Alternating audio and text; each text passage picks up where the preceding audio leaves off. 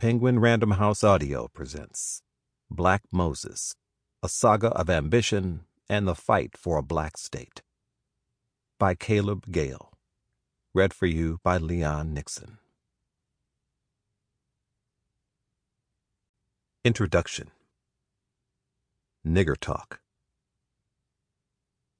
We will have a new party, that of Negro supremacy in at least one state, with Negro state and county officers and Negro senators and representatives in Congress, said a young but seasoned black politician, Edward Preston McCabe, in 1891. With the Pyrrhic advances of Reconstruction after the Civil War becoming a memory, and black people attacked and disempowered across the United States, both South and North, McCabe was promising something that sounded impossible. But it wasn't.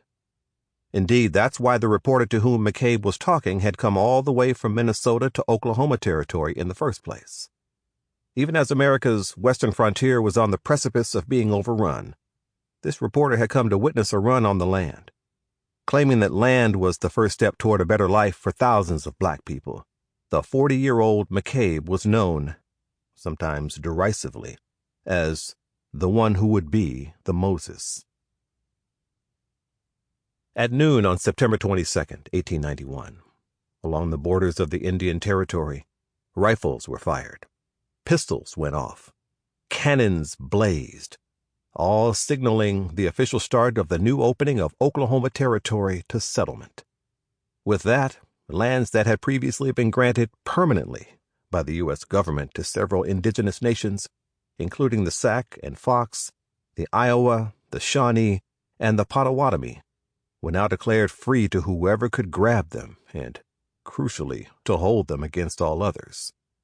The night before, some 25,000 people, black, white, and indigenous, huddled at the borders of native lands. Poor whites from across the country hoped that Oklahoma would be another iteration of an America that would favor them. Black families left the harsh conditions of the Jim Crow South as well as the North and bordering states to grab at a hope that felt tactile. Citizens of indigenous nations watched as newcomers made their lands sites of fulfilling dreams of building their personal fortunes. The tens of thousands at the border waited with anticipation and a sense of opportunity for a once-in-a-lifetime chance articulated in simple, transactional terms. Whether rich or poor or something in between, all could run and ride to find land, stake their ground, develop their land, and stay on it for 5 years. If they did, that land, 160 acres in total, would be theirs.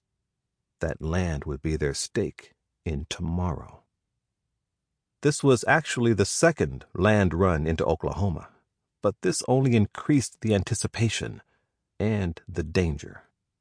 As much land as might have been freely available, the 25,000 people at the border were pitted against each other, and accidents proliferated almost as soon as the first gun fired. One woman named Miss Daisy, no last name, from Arkansas, fell off a horse and landed headfirst on a rock, splitting open her skull. A reporter learned from couriers from New Orleans that no one immediately stopped to help her because stopping would sacrifice their chances at the land. It wasn't until much later that a friend picked up her trampled body, most of which had become part of the earth that horses and the wheels of covered wagons had trampled across, carrying anxious boomers, predominantly white settlers who believed that these lands were made primarily for them to settle. Prairie fires sent smoke into the air as these new lands were burning brightly, filling the air with smoke of a peculiar odor. Some claimed that some of the fires were started to drive men off claims. That is, arson was used to evict competitors for the land, while others were started by men hunting for section stones and markers placed at intervals to demarcate plots. People were busy beginning again. Unlike the actual shots fired at noon, McCabe's was aimed directly at the image of America. His shot came from his vision of Negro supremacy, for a part of the United States to be occupied and colonized by and for black people.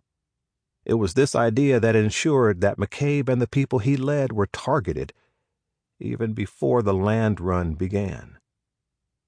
Many black people seeking a new life out west were called exodusters because they took inspiration from the Hebrews' escape from slavery in Egypt in the book of Exodus to build a new promised land of their own.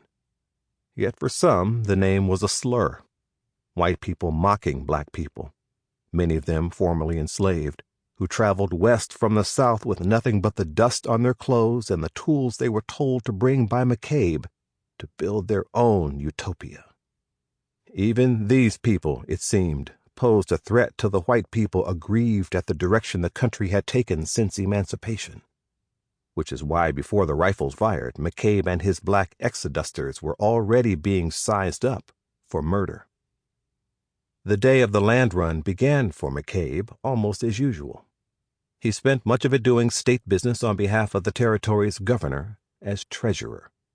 This meant riding between Guthrie, the capital of the territory, and his home of Langston, the de facto black capital. McCabe had already attracted a number of black people to move there.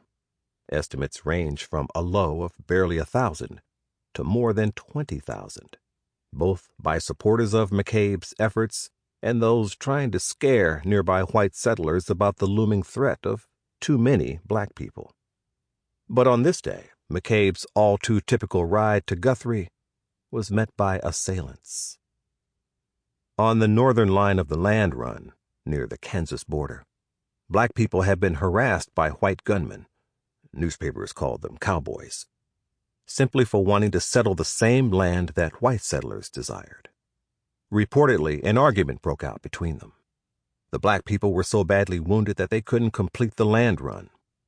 Even though he was only 4 miles south of his own black town of Langston, McCabe was in danger of being attacked.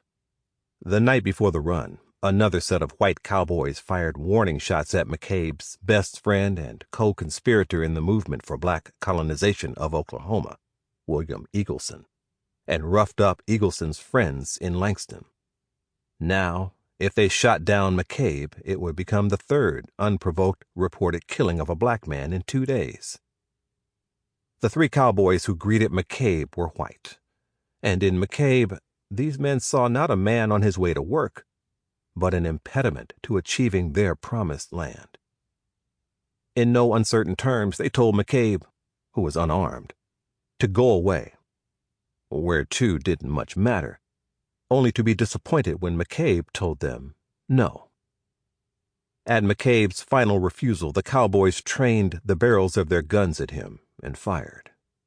The percussive sounds of shots signaled the cutting down of the dream of an all-black state, a state admitted to the Union that would provide as much opportunity as a black person could ever hope for. The gunpowder smoke filled the air so thoroughly that the cowboys would have to literally wait until it cleared to see if McCabe had been killed. As the powder and dust began to dissipate, they could see that McCabe was no longer astride his horse. Their deed, it seemed, was done.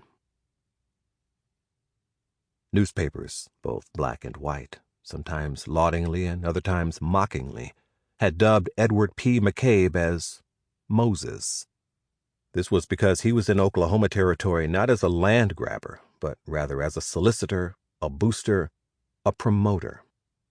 In the early 1890s, McCabe and his allies had reportedly dispatched some 2,000 agents throughout the South to recruit black people, specifically those tired of being less than in a country whose laws claimed that they should be equal to everyone else.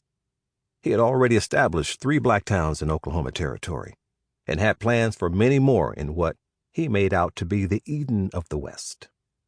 By September 22nd, the tale of his dream, a black state in the Union colonized by black people, one that, for the most part, excluded white people, was articulated simply: a call to begin again. 1 year before, in 1890, the Milwaukee Journal had dispatched reporters to cover McCabe's ambition while he was still in Washington, D.C., pitching his idea, which seemed like a tall tale, or maybe just a dream. Within 3 months, Oklahoma would have between 50,000 and 75,000 black people. The reporters wrote, if the plan to make Oklahoma... Sample complete. Ready to continue?